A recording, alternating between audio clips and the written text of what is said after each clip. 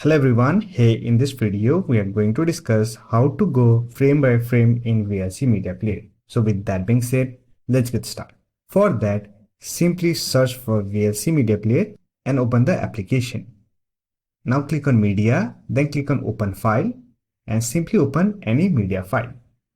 Now to play the media file frame by frame, you can simply use shortcut key.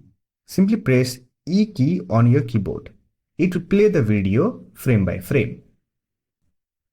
As you can see, there is also another method. For that, simply click on View, then click on Advanced Controls, and here you will find a button called Frame by Frame. You can simply use this button to play the video files frame by frame.